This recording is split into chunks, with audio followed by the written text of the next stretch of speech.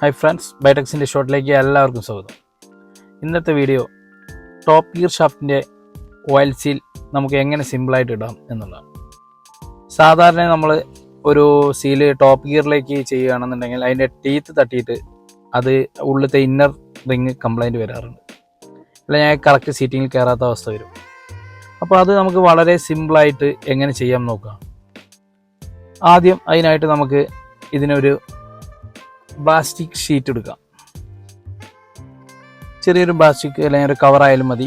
Cover ഉപയോഗിച്ച് നമുക്ക് ആദ്യം അതിനൊന്ന് കവർ ചെയ്യാം, ചെറിയ രീതിയിൽ കവർ ചെയ്ത് അതിൻ്റെ മുകളിലൂടെ നമുക്ക് ഈ സീലിനെ ഷാഫ്റ്റിലേക്ക് കൊണ്ടുപോകാം. കറക്റ്റ് പൊസിഷനിലായതിനു ശേഷം കവർ പതുക്കെ വലിച്ചെടുത്താൽ മതി.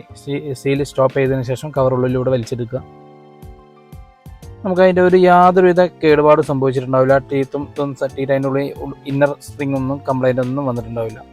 കറക്റ്റ് പൊസിഷനിൽ വെച്ച് നമുക്കൊന്ന് പ്രസ് ചെയ്യാം. അങ്ങനെ സീൽ പുള്ളർ വെച്ച് നമുക്കൊന്ന് പഞ്ച് ചെയ്ത് കഴിഞ്ഞാൽ കറക്റ്റ് സീറ്റിൽ നിൽക്കും.